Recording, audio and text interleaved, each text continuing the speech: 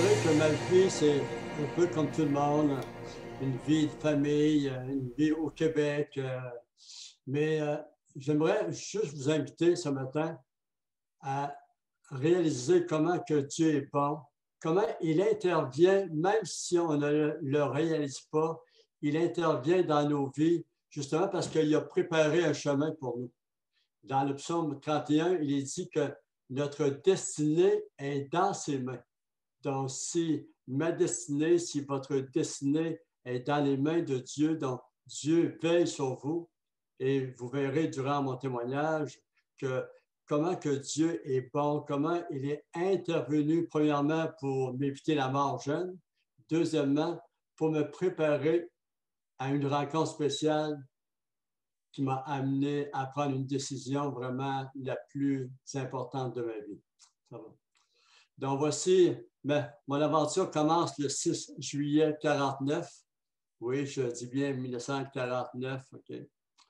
Et à la grande surprise de ma mère, elle qui croyait avoir juste un garçon ou un enfant, Dieu lui a donné deux garçons, moi et mon frère Paul. L'accouchement fut difficile. Elle a eu besoin de transfusion, mais Dieu était là qui l'a protégée. Et Dieu, dans sa bonté, permet toujours que son œuvre se réalise. Et je bénis Dieu pour la maman que j'ai encore aujourd'hui, 92 ans, une maman courageuse qui croit en Dieu, une mère déterminée qui nous a partagé l'amour, surtout par ses actions. On voyait à quel point elle croyait en Dieu, qu'elle aimait Dieu. Okay. Et j'ai quatre frères, naturellement avec mon frère Paul, cinq garçons seulement dans la famille. On est né dans le secteur du Grand-Beauport, à Courville, qui est près des Chutes Montmorency. On avait une vie assez modeste à l'époque. Et puis, à l'âge de 6 ans, en revenant de l'école, j'ai eu un accident qui aurait pu être fatal. Ma tête a frappé le côté d'un camion, quand même un camion 10 roues. Et puis, ma tête, j'ai perdu connaissance et ma tête est tombée dans le drum de la roue arrière. Juste, pas avant, mais juste à l'intérieur de la roue arrière. Et encore là, on voit comment que Dieu avait sa main sur moi. Et ce n'est pas juste sur moi, c'est sur chacun de vous qui m'écoutez ce matin. Dieu est vraiment le Dieu de bonté, le Dieu fidèle. Et vers l'âge de 12 ans, je me souviens, durant le carême, j'aimais aller à l'église. J'aimais aller à la messe le matin avant d'aller à l'école. Pour moi, j'avais un amour déjà à cette époque, j'avais un amour pour Dieu. Et je me souviens que lorsque je revenais à la maison pour déjeuner, il y avait un chant qu'on entendait à l'église à l'époque. Ceux qui ont à peu près mon âge, vous allez peut-être vous en rappeler, qui dit je suis un messager, Seigneur, dans le monde entier. Et puis, c'est comme si Dieu m'avait gravé ces paroles dans mon cœur. La jeunesse se passe comme à l'époque, naturellement, en 1955, 60, c'était surtout le sport. On s'amuse à l'extérieur. J'étais un garçon timide à l'époque et puis je pense peut-être encore un peu timide aujourd'hui. Et la vie continue. Et un jour, on se marie. Et je me suis marié premièrement en 1972. Dieu nous a donné trois garçons, trois enfants plutôt, une fille, deux garçons que j'aime énormément. Et on fait du mieux qu'on peut pour élever nos enfants. On commet des erreurs parce qu'on est loin d'être parfait comme parents. Okay?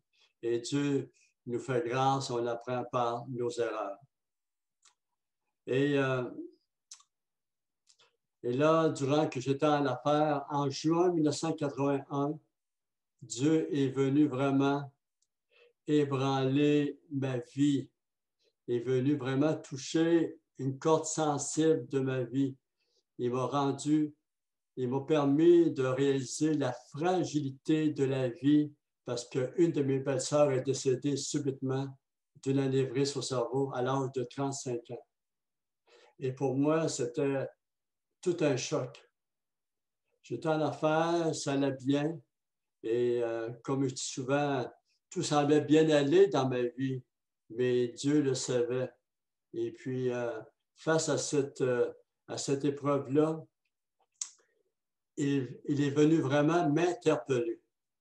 Quelques jours après le décès de ma belle-sœur, je me trouve devant son cercueil et soudainement, j'entends une voix intérieure me dire clairement, « Où irais-tu si tu étais à sa place?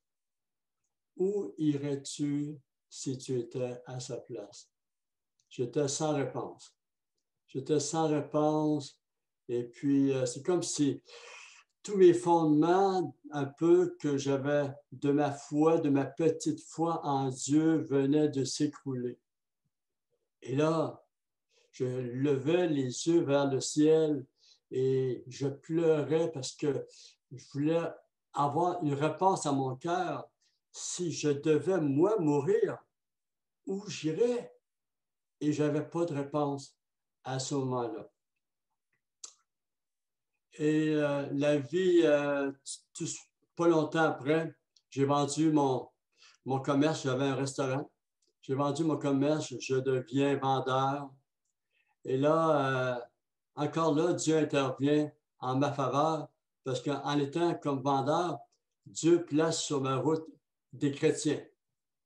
Des chrétiens qui me parlaient de l'amour de Dieu. J'appréciais, mais ils me parlaient de l'amour de Dieu assez brièvement. Mais lorsque j'ai su qu'ils allaient dans une église évangélique, oh, comment dire, oh, palais, là, j'étais méfiant. J'étais méfiant, mais de l'autre côté, j'aimais être en leur présence parce que ils étaient devenus mes clients.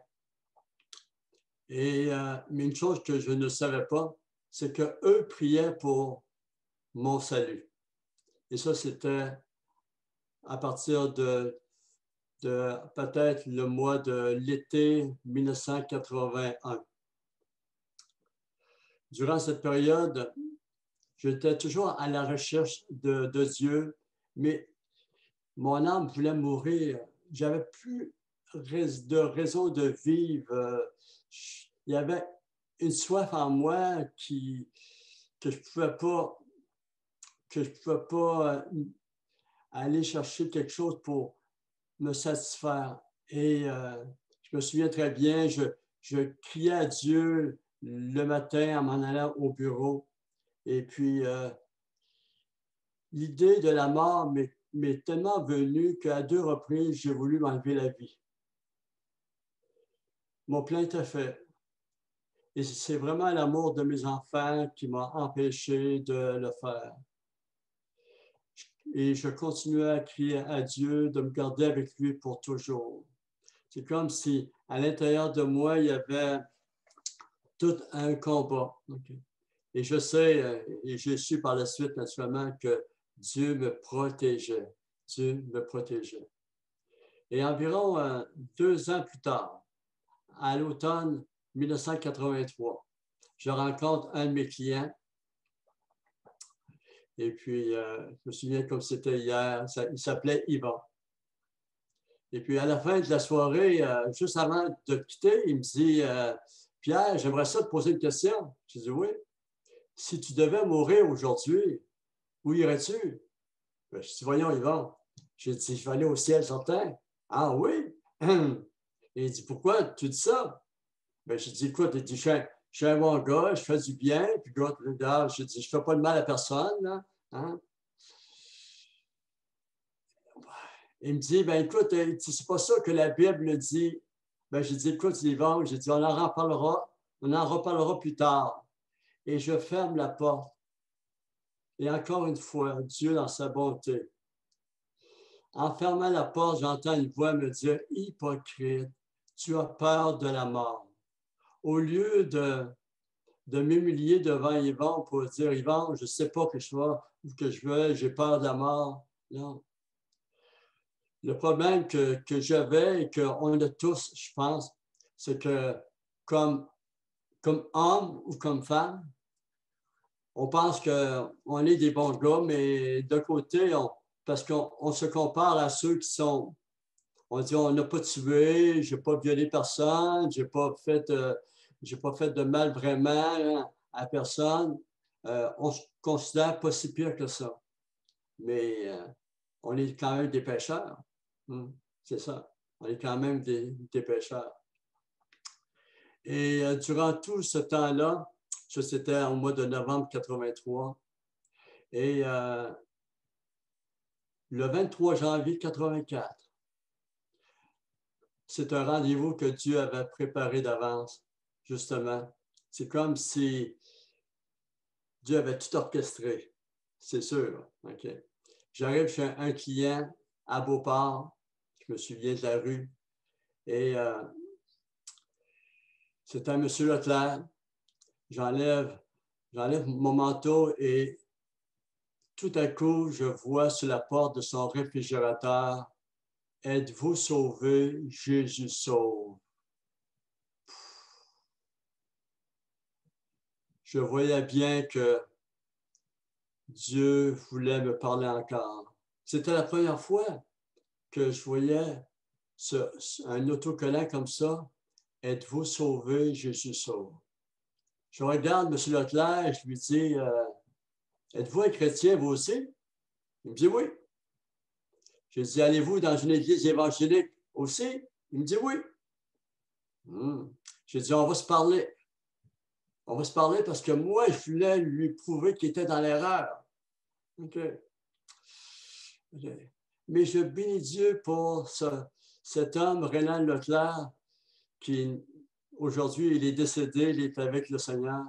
Un homme qui connaissait la parole de Dieu. Un homme qui était passionné de la Bible. Il aimait son Dieu. Il a été tellement patient avec moi. Okay. Un homme doux. Et puis, il m'a invité à m'asseoir et on a parlé seulement de Dieu durant cette soirée-là. Et à chaque question que je posais à Rénal, il tournait la Bible vers moi, il me disait, « Lisez, Monsieur Lefrançois, lisez. » Donc, je ne pouvais pas dire qu'il interprétait la parole de Dieu. C'est moi qui lisais la parole. Et il a commencé par Jean 3,16. J'ai dit, Monsieur Leclerc, j'entends ça depuis que je suis jeune. Jean 3,16, on me l'a dit, regarde, là, il n'y a rien de nouveau. Et j'étais tellement orgueilleux. Hein? C'est comme si je connaissais tout, puis je n'avais pas besoin qu'ils m'apprennent des choses. Mais il m'a fait remarquer que dans Jean 3,16, il y a 3 points. Il y a premièrement une condition, il faut croire. Il y a un avertissement du danger, un danger éternel sans Dieu. Et il y a une promesse. Okay. Jusque-là, ça allait quand même assez bien. Il tourne quelques pages dans l'évangile de Jean, puis là, il arrive dans l'évangile au chapitre 10, au verset 9, qui dit, Jésus qui parle, il dit, « Je suis la porte. Si quelqu'un entre par moi, il sera sauvé. » Il dit, voyez-vous, il dit, il y a une décision personnelle. Vous devez prendre une décision. Okay. Je restais toujours sur ma position. Après les évangiles, il s'en va dans l'Épître aux Romains, au chapitre 3, verset 10. Il n'y a point de juste, pas même un seul. Je savais très bien que j'étais un pécheur, un peu comme tout le monde. Mais il va un peu plus loin. Au verset 23, et tenez-vous bien, lorsque j'ai lu le verset 23 qui dit « Car tous ont péché, ils sont privés de la gloire de Dieu. » Dieu, dans sa grâce, est venu vraiment ébranler tous les fondements de ma foi. Car tous ont péché, sont privés de la gloire de Dieu. J'ai compris, Dieu m'a fait réaliser que j'étais un pécheur, mais un pécheur séparé de Dieu. Je ne pouvais pas accéder à lui. C'est comme si je voyais le royaume de Dieu, mais moi, j'étais à l'extérieur de la porte du ciel. Je ne pouvais pas entrer parce que tout ce qui est à l'intérieur, Dieu est juste, Dieu est saint, Dieu est pur. Il y a seulement ceux qui sont purs qui pouvaient entrer. Et là, moi, je me suis vu à l'extérieur, impossible de rentrer au ciel. Il a sûrement vu mon visage parce qu'il m'a dit, ne soyez pas découragés, allez au verset suivant, lisez le verset suivant, le verset 24, naturellement, qui dit, ils sont gratuitement justifiés par sa grâce, par le moyen de la rédemption qui est en Jésus-Christ. Il me dit, comprenez-vous ça? J'ai dit, non. Là, il m'a expliqué que le salut, c'est gratuit, qu'on peut devenir juste devant Dieu, juste parce qu'on met notre confiance en lui, parce que Jésus est mort. La rédemption, c'est que Christ est mort pour nos péchés, pour que nous soyons pardonnés, que nous soyons lavés, que nous soyons réconciliés avec le Père. Là, je peux vous dire que je ne sais pas si j'ai changé de couleur, mais j'étais vraiment touché. Dieu m'avait vraiment touché par ce verset. Il me parle naturellement d'un autre passage qui dit car le salaire du péché, c'est la mort, mais le don gratuit de Dieu, c'est la vie éternelle en Jésus-Christ. Puis là, il me dit écoutez-vous parfois le film de Jésus de Nazareth? Puis j'ai dit oui. J'ai dit, dans le temps de Pâques, j'ai dit j'écoute toujours le film de Jésus de Nazareth. Et là, puis là, je me suis souvenu qu'à chaque fois, le vendredi saint, quand j'écoutais ce film-là, lorsqu'on crucifiait Jésus, je pleurais. Je n'arrivais pas à comprendre pourquoi je pleurais. Mais là, lui, il prend le passage et puis il me l'explique tout simplement. Il dit, savez-vous qu'est-ce que le larron a fait? Ben, je dis, il y en avait deux. Il dit oui.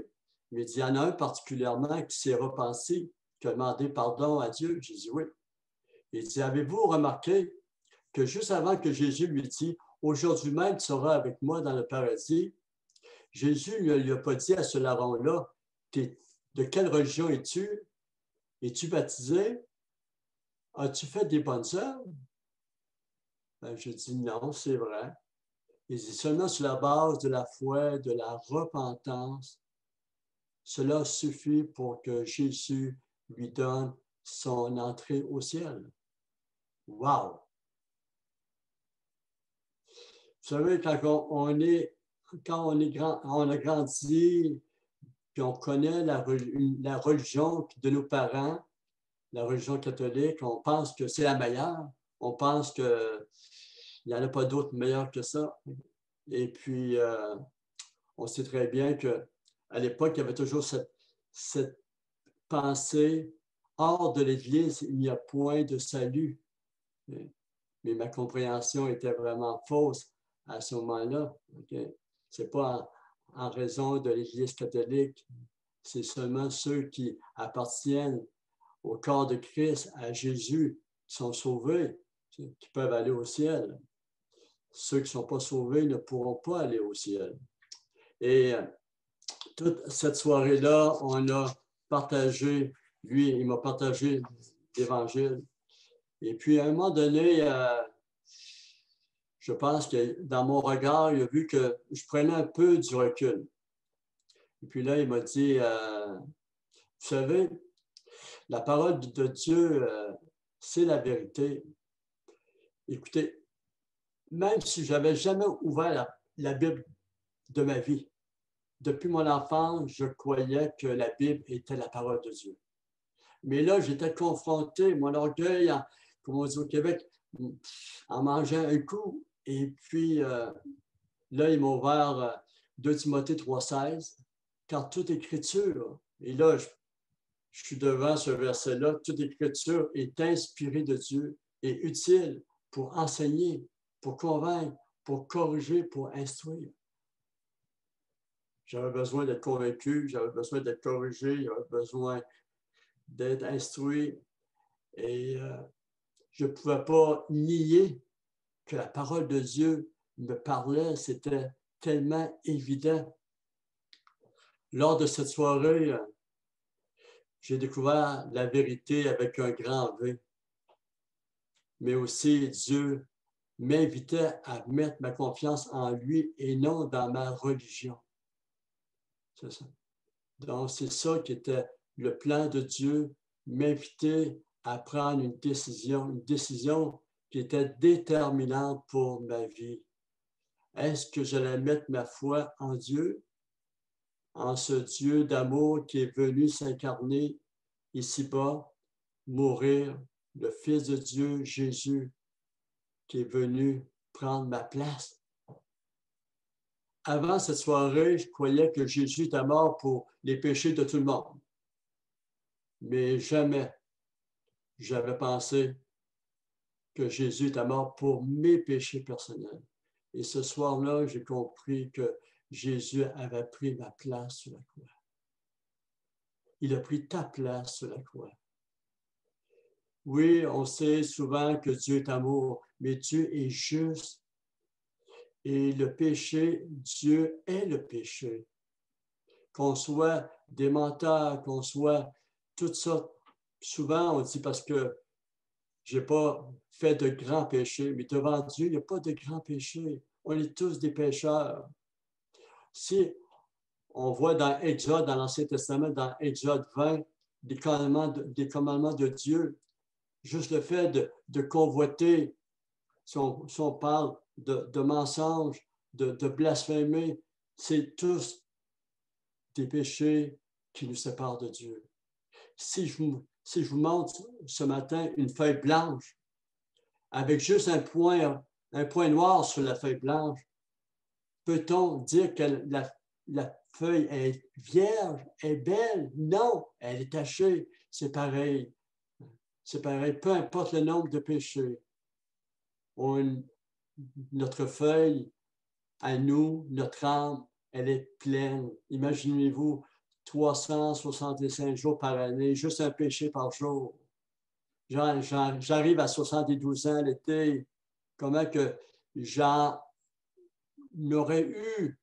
Mais merci Seigneur parce qu'à l'âge de 34 ans, il s'est passé ce miracle que je vous partage dans quelques instants. Vous savez, je suis toujours touché lorsque je partage comment que Dieu m'a touché. À la fin de la soirée, vers 23h30, M. Leclerc me dit que Dieu vous bénisse. Et puis, je quitte la maison. Et dès que je rentre dans ma voiture, c'est comme si Dieu me permettait de me rappeler les passages que j'avais lus dans la parole de Dieu. Et à ce moment-là, un combat a débuté dans mon cœur. Une voix me disait, tu n'es pas pour croire ces histoires-là. C'est de l'histoire ancienne. J'étais étonné. Mais une autre voix me disait, tu as vu, tu dois croire. Tu as vu, tu dois croire. Et je me rappelais mon enfance, ce que j'avais entendu, ce qu'on m'avait enseigné. Oui, il y avait une partie de vrai, mais il y avait une partie qui était faux. De gagner le ciel par des œuvres, par des bonnes actions, ça ne pouvait pas me sauver. Et entre autres, M. Leclerc m'avait lu, ou j'avais lu plutôt Éphésiens 2,8 et 2,9 qui dit « C'est par la grâce que vous êtes sauvés, par le moyen de la foi. Cela ne vient pas de vous, c'est le don de Dieu. Ce n'est point par les œuvres, afin que personne ne se glorifie. Jésus a tout payé à la croix. Et là, durant environ 10 minutes, dans ma voiture en rentrant chez moi, il y avait un tel combat. Et soudainement, par la grâce de Dieu, j'ai capitulé devant Dieu. J'ai capitulé devant Dieu, vous me comprenez? Je me suis vu tellement sale devant Dieu. Pour la première fois de ma vie, j'ai pleuré en demandant pardon à Dieu. Parce que je me voyais sale, je me voyais séparé de Dieu, je me voyais perdu. Et j'ai crié à Dieu, sauve-moi, viens en moi. Et lorsque j'ai dit juste ces simples mots, mon Dieu, je n'ai pas besoin de dire tous les péchés que j'ai commis de ma vie, tu les connais, sauve-moi, viens en moi. Et ce que M. Leclerc m'avait dit, si un jour vous criez à Dieu avec un cœur sincère, vous aurez une paix qui va vous étonner. Et là, lorsque j'ai crié à Dieu dans ma voiture, une paix indescriptible m'a envahi de la tête aux pieds. Et là, je me suis regardé, j'ai dû me tasser sur l'accotement pour arrêter ma voiture un instant et j'ai réalisé qu'un miracle venait de se faire. Dieu était venu en moi, il m'avait sauvé. J'avais cette paix qui était miraculeuse, qui était la nouvelle naissance que Dieu promet dans Jean 3:3 également. Et le lendemain matin, on m'avait déjà donné un Nouveau Testament. C'était un Nouveau Testament des Gédéons. Puis malheureusement, comme bien des gens, on reçoit un évangile, on reçoit un Nouveau Testament, puis on la met sur une tablette, puis on passe à d'autres choses. C'était moi, ça aussi. Okay. Malheureusement. Okay. Souvent, les choses de Dieu, le côté spirituel, on n'a pas le temps. On met ça plus tard. Il y a plus tard. Et là, le lendemain matin, je prends le Nouveau Testament et puis je vais vous lire quelques versets, comment que Dieu me préparait à une rencontre encore avec Dieu, juste pour me confirmer qu'il m'avait sauvé. On voit ça dans le psaume 107. Je lis ce passage. Dans le psaume 107, à partir du verset 1, écoutez bien. Je bénis Dieu pour sa parole. Louez l'Éternel car il est bon, car sa miséricorde dure à toujours. Et oui, il m'a pardonné. Qu'ainsi disent les rachetés de l'Éternel, ceux qu'il a délivrés de la main de l'ennemi. Ils erraient dans le désert, ils marchaient dans la solitude, sans trouver une ville où ils puissent habiter. Ils souffraient de la faim et de la soif. Leur âme était languissante.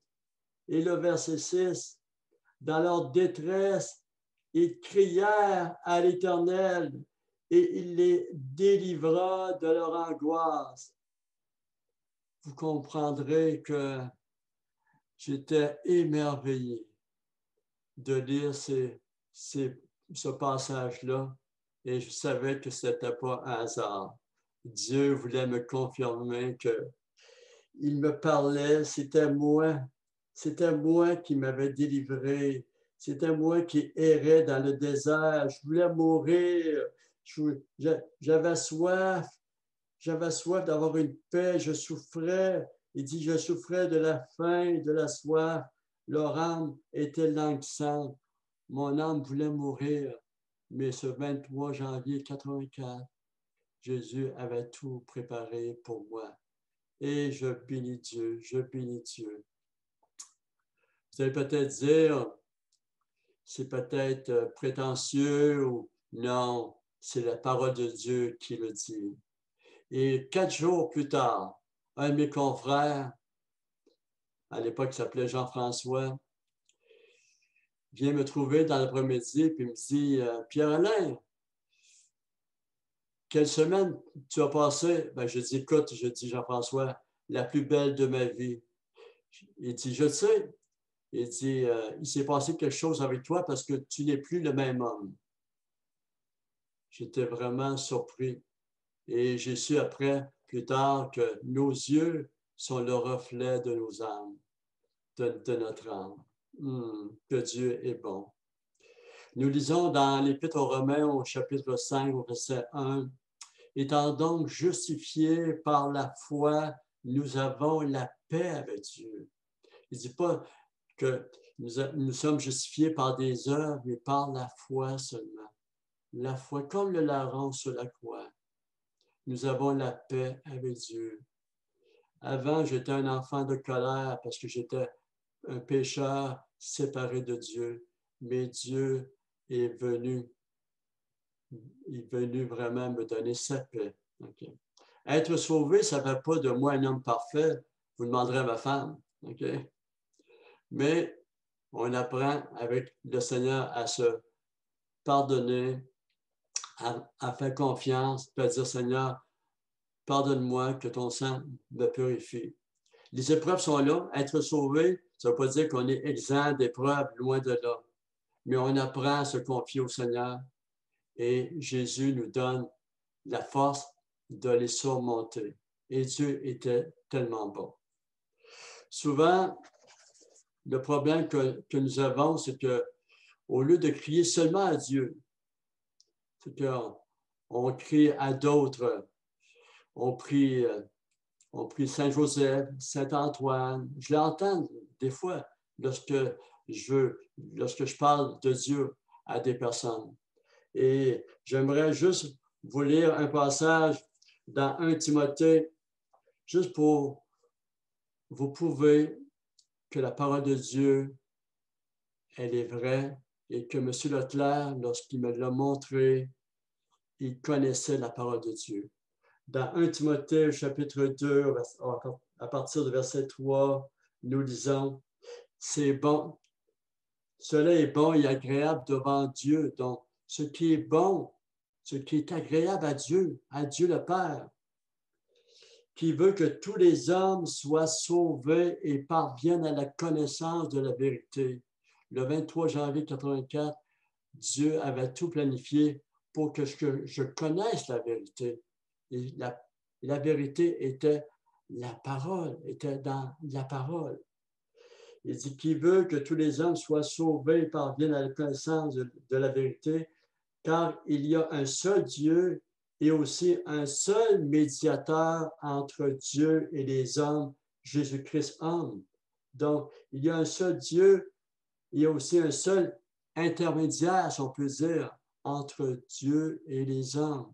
Donc, on peut pas, il n'y a pas d'autre. Seul Jésus-Christ est ressuscité. Il intercède pour que nous allions à lui plutôt. Il dit, car il y a un seul Dieu, il y a un seul médiateur entre Dieu et les hommes, Jésus-Christ homme, qui s'est donné lui-même en rançon pour tous. Donc Jésus a donné sa vie pour moi personnellement. J'ai voyagé un peu dans ma vie. Vous savez, quand on s'en va en voyage, soit en Espagne, en France, on se prépare quelques mois à l'avance. Et puis, une chose qu'on vérifie, c'est toujours un passeport. Il faut que le passeport soit en règle. Hein. S'il est échu, on ne peut même pas aller aux États-Unis. Okay? Et lorsque nous quitterons ce monde, nous avons besoin d'un passeport. Et ce passeport, c'est Jésus-Christ. C'est Jésus. Parce que Jésus, par son sang, nous sauve seulement. Okay? Vous comprenez, hein? L'importance. Parfois, on entend dire, ben, je verrai ça plus tard. Ou je verrai ça lorsque je vais être de l'autre côté. Pouvons-nous prendre une décision d'aller à Jésus si on est mort? Non, il sera trop tard. Dans ce monde, il y a une vérité qu'il faut admettre. Il y a des gens qui sont sauvés, puis il y a des gens qui sont perdus. Perdus pour l'éternité, pour l'enfer éternel, séparés de Dieu. Il n'y a pas de situation ambiguë avec Dieu. Soit que tu appartiens à Dieu ou soit que tu ne lui appartiens pas à Dieu. Jamais nos bonnes actions, vous comprenez? Jamais nos bonnes actions nous permettront de mériter le ciel.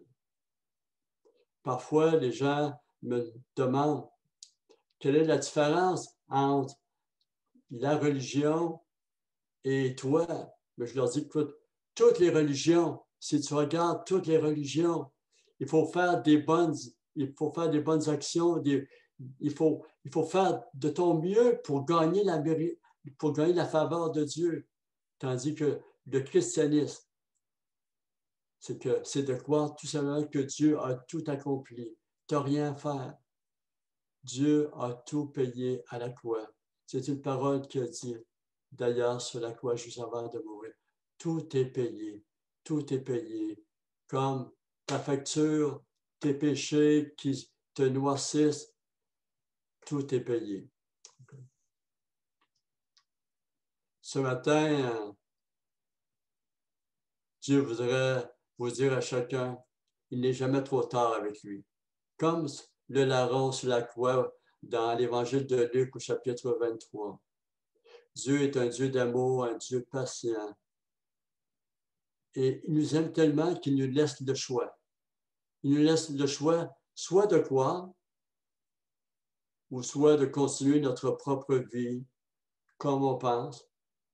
Mais de la parole de Jésus dans Matthieu 26 au verset 16 qui dit « Que sert-il à un homme de gagner tout l'univers s'il perdait son âme? » Jésus voulait dire à ce moment-là, que sert-il à travailler fort, à avoir des richesses, avoir un compte en banque si tu n'es pas sauvé?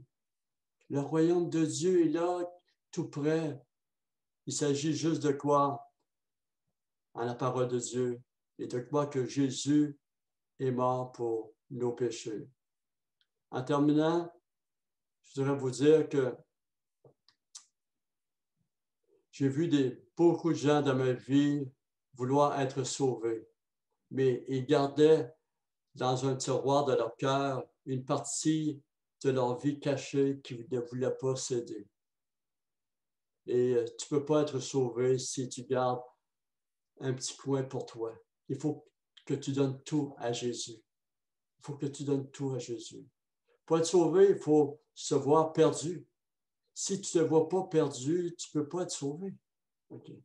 Et c'est ça, donc le 23 janvier 84, Dieu m'a montré vraiment, par sa grâce, que j'étais séparé de lui et que j'avais besoin de son salut. En terminant, où serez-vous pour l'éternité? Dans 20 ans, dans 50 ans, où serez-vous? Dieu nous dit dans l'Ancien Testament par le prophète Amos, prépare-toi à la rencontre de ton Dieu. Dieu nous dit à chacun de nous préparer à aller à sa rencontre parce que nous serons tous jugés. Il est dit dans Romains que Dieu, par Jésus-Christ, jugera toutes nos actions secrètes. Donc, écoutez, on est tous des pécheurs. Oui, on est des bonnes personnes, mais on est des pécheurs parce qu'on n'est pas toujours correct. Et c'est ça, Jean. On doit s'humilier. Et que Dieu vous bénisse par ce matin, par ce que vous avez entendu. Mais je vous invite à regarder la parole de Dieu. Lisez surtout l'Évangile de Jean et demandez à Dieu de vous parler et Dieu va le faire. Et il va se révéler à vous comme il le fait à moi.